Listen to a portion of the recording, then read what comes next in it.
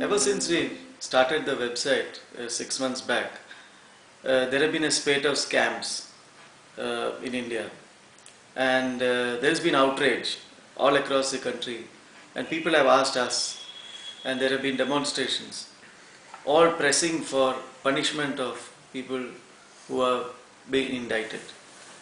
The question that I ask is there going to be a change? Are people actually going to get punished? Or are we going to forget this? Is it a 2020 match that we cannot remember the next morning? My own personal opinion is that unless we do something about the laws relating to corruption in our country, these jokers are not going to get punished. They are going to walk away scot-free, and you're not going to remember that after 5 years. Corruption is derived from two Latin words, cor. Now, cor means seriously, and rupt means seriously ruptured. Now, corrupt means seriously ruptured. When the system is seriously ruptured, that is corruption. Now, is there an international definition of corruption? Yes, there is. In December 2005, the United Nations brought into force the International Convention Against Corruption. Now, India is one of 140 countries that have signed the International Convention. What India recognizes as corruption is bribery of national public officials. India also recognizes embezzlement, misappropriation, and other diversion of property by a public official. India also recognizes the laundering of the proceedings of crime. India does not recognize many things that are contained in the UN Convention as corruption. For example, bribery of a foreign public official is not considered corruption in India. Trading in influence. If a politician or a bureaucrat picks up the phone and tries to influence the posting or transfer of somebody, it is not considered corruption in India. Abuse of functions, that is considered corruption according to the international definition. Illicit enrichment, that is considered corruption. Bribery in the private sector. You know, if you pay a bribe, if you're in a private company and if you pay a bribe to another private company, that is not considered corruption in India.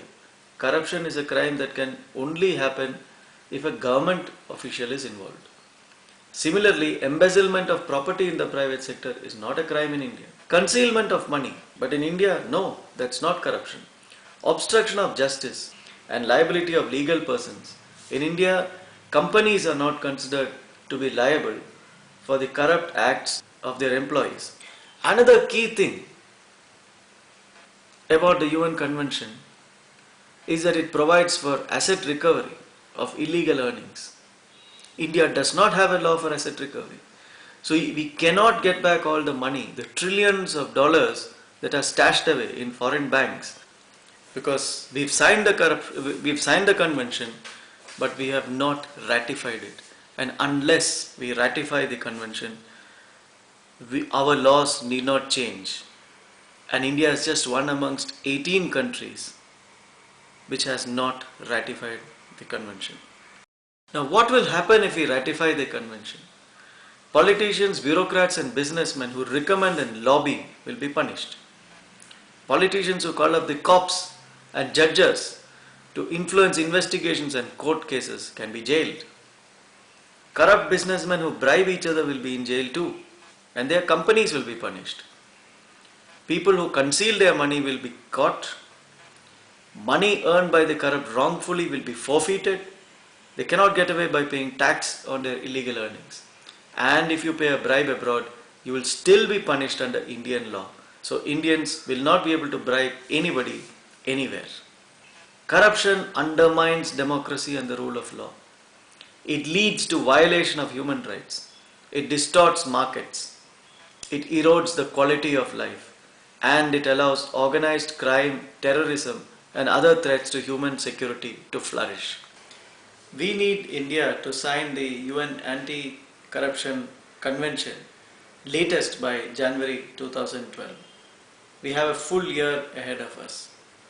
We want to collect 1 million signatures to put pressure on the Indian government to sign the convention.